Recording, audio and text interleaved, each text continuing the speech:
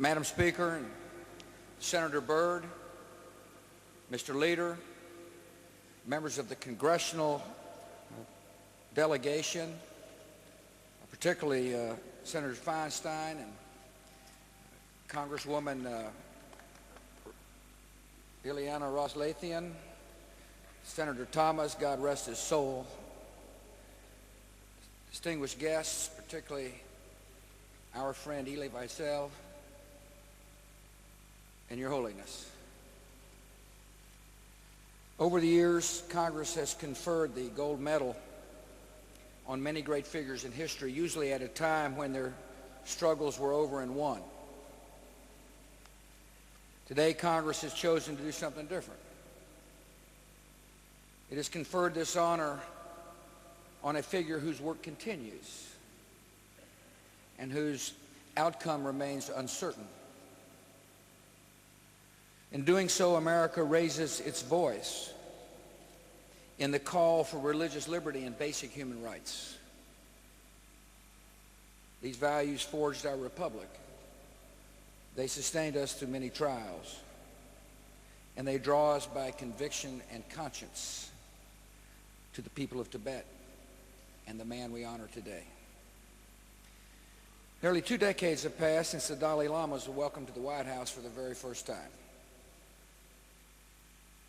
Members of both of our political parties and world leaders have seen His Holiness as a man of faith and sincerity and peace. He's won the respect and affection of the American people. And America has earned his respect and affection as well. As a nation, we are humbled to know that as a young boy in Tibet, His Holiness kept a model of the Statue of Liberty at his bedside. Years later, on his first visit to America, he went to Battery Park in New York City so he could see the real thing up close. On his first trip to Washington, he walked to the Jefferson Memorial, a monument to the man whose words launched a revolution that still inspires men and women across the world. Jefferson counted as one of America's greatest blessings, the freedom of worship. It was, he said, a liberty deemed in other countries incompatible with good government, and yet proved by our experience to be its best support. Freedom of belief is a yearning of the human spirit, a blessing offered to the world, and a cherished value of our nation. It's the very first protection offered in the American Bill of Rights. It inspired many of the leaders that this rotunda honors in portraits and in marble. And it still defines our way of life. Consider where we gather today. This great symbol of democracy sits quietly near a Catholic parish, a Jewish synagogue, a Muslim community center, a Greek Orthodox cathedral, and a Buddhist temple, each with faithful followers who practice their deeply held beliefs and live side by side in peace. This diversity is not a source of instability. It's a source of strength. This freedom does not belong to one nation.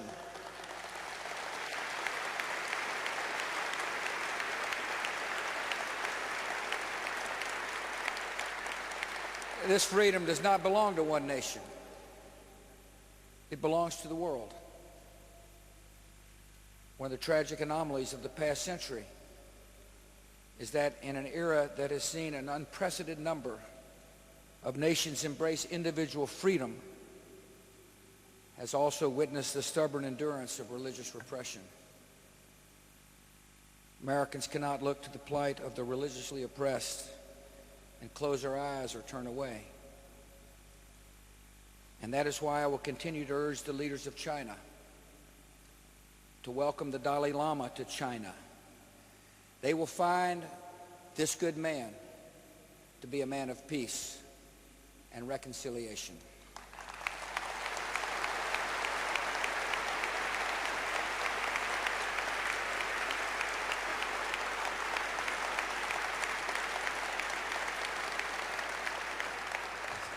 Throughout our history, we have stood proudly with those who offer a message of hope and freedom to the world's downtrodden and oppressed. This is why all of us are drawn to a noble and spiritual leader who lives a world away. Today we honor him as a universal symbol of peace and tolerance, a shepherd for the faithful, and a keeper of the flame for his people. I congratulate His Holiness on this recognition. I'm so honored to be here with you, sir.